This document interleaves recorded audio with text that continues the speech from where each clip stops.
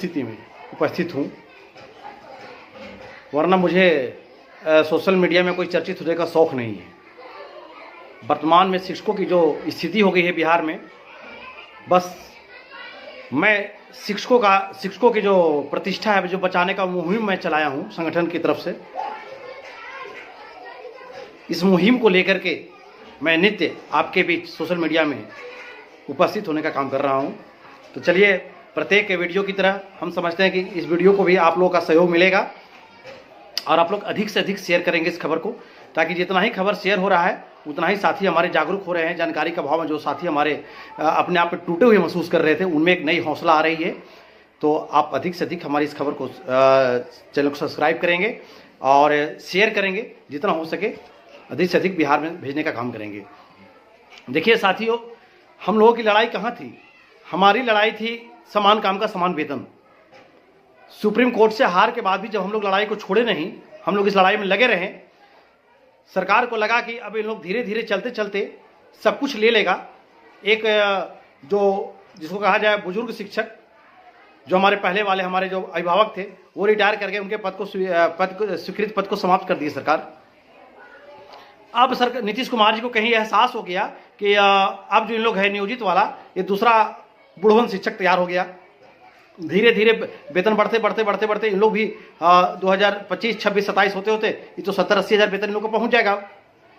तब जाकर के किया गया। और ये जो है पूरे बिहार के जो नियोजित शिक्षक थे, पूरे नियोजित शिक्षक ही नहीं, तमाम शिक्षक जो कभी समान काम समान वेतन के हकदार नहीं रहेंगे, उस लड़ाई को बर्बाद किया गया है। तकलीफ के बात तो यह है कि हमारे साथी ऐसे मौके पर आकर के विचलित होने का काम किए, ऐसे मौके पर आकर के संगठन आपके लिए सब कुछ किया, जो संगठन आपको सब कुछ दिलवाया, उस संगठन से आपका भरोसा खत्म हो गया और अब सरकार की चंगुल में फंस गए। विश्वास नहीं हुआ आपको? अभी देखिए, जब सक्षमता का रास रचाया, सक्षमता की तैयारी की गई, तो हम लोग बहुत कुछ कहे, बहुत रोकने का कोशिश किए, बहुत समझाने की कोशिश किए।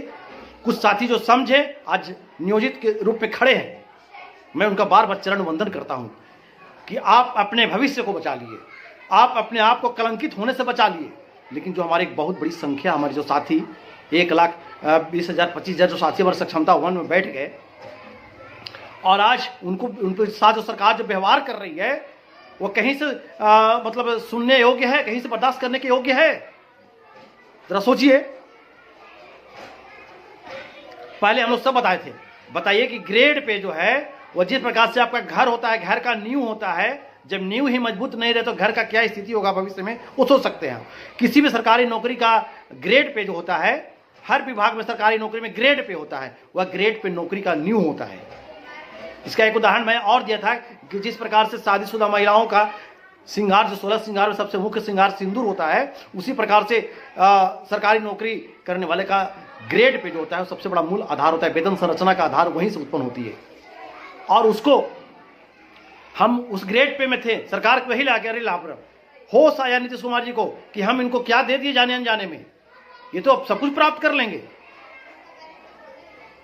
और वह इस चीज को छीनने के लिए, इस चीज से वंचित करने के लिए एक बहुत बड़े समूह को पहले अध्यापक का नाम दे दिए। जब आप कहते हैं कि बीपीएससी से उन शिक्षकों को लाए हैं, तो उनको अध्यापक का नाम क्यों दे दिए? उनको सहायक शिक्षक नाम देना चाहिए था, उनको ग्रेड पे देना चाहिए था, उनको 25,000 पर क्यों फिक्स कर दिए? अब सक्षमता वाले शिक्षक, जो हमारे साथी जिनको भ्रमित किया गया, उनको कहा गया कि आपको जो मूल वेतन मिल रहा है मिलेगा। अरे मूल वेतन यदि आपको मिल भी जाता है, तो जो आपका वेतन संरचना का मूल आधार था ग्रेड पे, हमारा ग्रेड पे आ जाकर मान लिया कि 2,000 है, फिर 2,200, फिर 2,400, 2,800 लोग बढ़ते जाएंगे इस पे, वो तो आपको नहीं ना बढ़ेगा। आपको 3% की बढ़ोतरी मिले, अलग की बात हो गई। लेकिन सारा बात समझने के बावजूद भी, समझाने के बावजूद भी आप लोग नहीं माने। आज जो वर्तमान स्थिति सरकार लाकर के उत्पन्न कर दी है, जिसमें शिक्षक दिन रात बेचैन है, परेशान है, मानसिक रूप से प्रताड़ित हो रहे हैं, ये सारे शिक्षक समझ चुके हैं। और समझने की बात है यहां पे। जरा सोचिए कि सरकार डेट निकालती है एक तरफ कि 7 से लेकर के 22 नवंबर तक शिक्षक अप्लाई करेंगे और उनको इतना परमंडल, इतना अनुमंडल, इतना क्या क्या डालना है, तो आपका ट्रांसफर किया जाएगा, पदस्थापन किया जाएगा, आपका सब कुछ किया जाएगा। लेकिन जैसे ही सरकार सक्षमता परीक्षा का जो सरकार की जो गंदी मानसिकता थी, जो शिक्षकों को नए तरह से नई नौकरी में देने की जो तैयारी थी सरकार की, जब सक्षमता देने वाले शिक्षक भी इस बात को पूरी तरह से समझ गए कि हम तो बर्बाद हो गए, अब कुछ बचा नहीं मेरे पास, सब कुछ लूट गया मेरा। कुछ शिक्षक तो इस तर्ज पे काम कर रहे थे, हम तो जाएंगे सनम तुमको भी लेकर जाएंगे। लेकिन आज वह भी समझ गए, जो शिक्षक नेता फॉर्म भरवाए, सबका नाम उजागर है, सबको जान रहा है।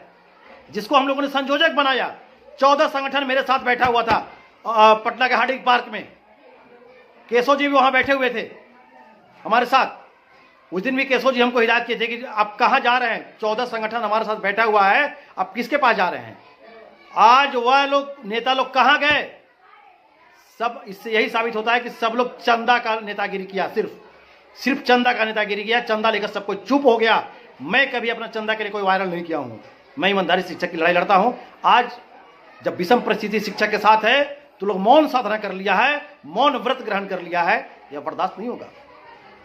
आज देखिए, जब सरकार को यह पता चला कि शिक्षक की एक बहुत बड़ा समूह सक्षमता उत्तीर्ण वाला जयबे नहीं करेगा विशिष्ट शिक्षक बनने के लिए, तो देखिए ना इनको तुरंत रातों रात, मतलब जो किंग जोंग जो था ये चाइना, उनके तरह राजनीति कर रहे हैं। रातों रात जो कह रहे हैं वही, मतलब मानसिक रूप से शिक्षक को गुलाम बना दिया गया। जो ये चाह रहे, रातों रात फैसला किया गया कि अब 20 तारीख को नियुक्ति पत्र बटेगा। क्यों? सरकार डर गई, सरकार घबरा गई है। जरूरत है शिक्षकों को बस एक ठोस निर्णय लेने का। यदि आप ठोस निर्णय नहीं लेते हैं तो आजीवन आप फिर कुछ भी नहीं कर सकते हैं। आप बंद गए, बंद पत्र से बंद गए आप। अब देखिए इनको तुरंत आ गया, अरे साहब, माननीय मुख्यमंत्री जी, माननीय शिक्षा मंत्री जी, माननीय अपर सचिव महोदय, आप ऐसा क्यों कर रहे हैं? शिक्षा विभाग को खिलौने की तरह, फुटबॉल की तरह क्यों खेल रहे हैं? क्यों खिलवा रहे हैं दिन रात? नए नए प्लेयर बदल रहे हैं। जब आपका डेट था कि 22 तक अप्लाई करना है, तो फिर 20 तारीख को ही नियुक्ति पत्र बांटने की कौन सी योजना थी? और फिर जब आपके पूर्व में कहे कथन के अनुसार जब नियोजित शिक्षकों को राज्य कर्मी का दर्जा दिया जा रहा था, तो फिर नई नौकरी की बात कहां से आती है? ये तो बिल्कुल विशुद्ध नई नौकरी दे रहे हैं। इससे साबित हो गया कि आपके मन में पाप था, ग्रेड पे छीनना था, शिक्षकों को नई नौकरी देना था। जो वेतन इनका मिल रहा है 48,000 47,000, उसको 34-35,000 रुपए देने की व्यवस्था करना था। यह तो पोल खुल गया।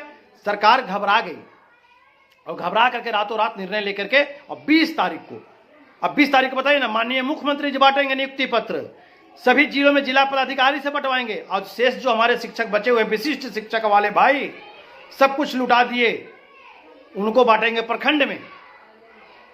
और सरकार को अभी पता चल गया कि जो हाई कोर्ट में मुकदमा दायर हुआ है पोस्टिंग लेकर के, पोस्टिंग को जिलावार, प्रखंडवार, अनुमंडलवार को मामला को लेकर के, उसका डेट भी शायद 22 तारीख को है कोर्ट में। तो ये सब खेला खेल गए कि 22 से पहले ही सब कुछ कर लो, नियुक्ति पत्र दे दो, और फिर कोर्ट में जाकर के बुलंदी से इनके वकील बोलेंगे, बुलंदी से सरकार का पक्ष रखा जाएगा कि हम किसके लिए बोलेंगे भाई? सब लोग तो खुशी खुशी नियुक्ति पत्र लेकर के विद्यालय बन गया, सब लोग हमारी बात को स्वीकार कर लिया, विशिष्ट शिक्षक बन गया। शिक्षक साथियों जागिए, अभी वक्त है। यदि आप ज्वाइन कर लेते हैं, नियुक्ति पत्र ले लेते हैं, तो आप नई नौकरी में आ गए। आप भूल जाइए जो 20 साल से नौकरी किए। क्या जवाब देंगे आप अपने बाल बच्चों को? क्या जवाब देंगे आप अपने नाती पोते को कि बुढ़ापा में हम 20 साल नौकरी कर करके और फिर से नया फार्म भर के नया नौकरी लिए थे? जैसे हमारा पेंशन नहीं मिला, जो आपको पेंशन मिलने वाला था ना, वो भी नहीं मिलेगा, इसमें वो भी कट गया आपका। अब नया नौकरी, नया काउंटिंग होगा। आज से आप 16 साल का छोड़ा बन जाएंगे, यानी बुढ़ापे में 16 साल का छोड़ा बनाया जा रहा है आपको, नौकरी हटा के नया नौकरी दिया जा रहा है आपको। इसलिए तमाम साथी अभी भी वक्त है, ठोस निर्णय लें। लड़ने वाले कुछ ही लोग होते हैं, सच्चाई की आवाज दबनी नहीं चाहिए। अब तमाम साथियों से निवेदन है कि यदि बहुत बड़ा समूह में कोई अगर नियुक्ति पत्र नहीं लेता है, सब लोग बहिष्कार करते हैं, तो हम लोग नियोजित बन के ही, अभी भी नियोजित हमारे 1,60,70,000 बच्चे हुए हैं, हम लोग नियोजित बन के ही सब कुछ ले लेंगे। अभी देखिए अफरा तफरी में सरकार जब देख रही है कि एक बहुत बड़ा समूह, अब उस दिन से तो शिक्षक नेता समझा रहा था, लोग समझा नहीं, फॉर्म भर दिया। अब सब समझ गया कि सरकार की क्या चाल है, सक्षमता क्या है, सक्षमता से शिक्षक को क्या नुकसान है। अब शिक्षक हम बहिष्कार करना शुरू कर दिया, तो सरकार अफरा तफरी में निर्णय पर निर्णय ले रही। अभी आया है कि आज कि सक्षमता 2 का रिजल्ट निकालेंगे, सक्षमता 3 का प्रोसीडिंग जारी करेंगे, कैसे परीक्षा हो क्या होगा। महोदय, सक्षमता 3 में तो कोई जाएगा ही नहीं, और सक्षमता 2 में जो भी परीक्षा दिया है ना, रिजल्ट आने के बाद रिजल्ट देखने के लिए तैयार नहीं है शिक्षक। वो रिजल्ट नहीं देखा, काउंसलिंग की तो बातें छोड़ दीजिए। हम लोग नियोजित हैं, सब कुछ मिला है इसी बैनर के तले, और सब कुछ लेंगे, मजबूती से लेंगे, हमारा हक है।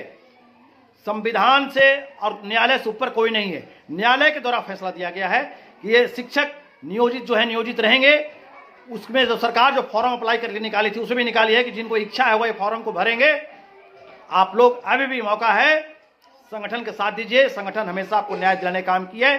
सारे राजनीतिक बात को छोड़िए, सारे गिला शिकवा को मिटाइए, एक मंच पे एक विचार को लाइए। कौन नेता आपके लिए लड़ रहा है उसको देखिए, कौन नेता था उसको भूल जाइए, वर्तमान को देखिए। भूतकाल को छोड़ दीजिए, भविष्य को देखिए, वर्तमान को देखिए, और वर्तमान में जो आपके लिए आवाज उठा रहा है मजबूती से उसका साथ दीजिए। अन्यथा योगदान करने के बाद, नियुक्ति पत्र लेने के बाद आपसे वार्तालाप भी बंद हो जाएगी। हम लोगों को क्यों बात करेंगे, किस लिए बात करेंगे, जरूरत क्या रहा। जब आप नई नौकरी में चले ही जाएंगे तो फिर हम आपके लिए चिल्लाएंगे भी तो आपको हम कुछ नहीं दिलवा पाएंगे। इसलिए मैं कोई झूठा वादा नहीं करूंगा। बिहार के तमाम शिक्षक साथी, शिक्षकों की गरिमा को बचाइए, एक मंच पे आइए सब लोग। कोई यदि नियुक्ति पत्र नहीं लेता है, सरकार बैक फुट पे चली जाएगी और हमको नियोजित में सब कुछ देना पड़ेगा सरकार को।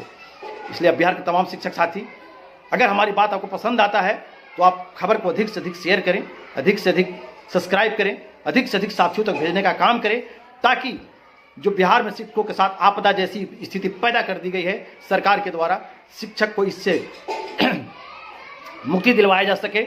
और शिक्षक को जो यह कैद कर करके भेजा जा रहा है कि नियुक्ति पत्र ले लीजिए, इससे शिक्षक बचे और सूझबूझ से अपना काम लें। इन्हीं बातों के साथ मैं अपनी वाणी को विराम देता हूं। जय हिंद, जय शिक्षक, जय भारत।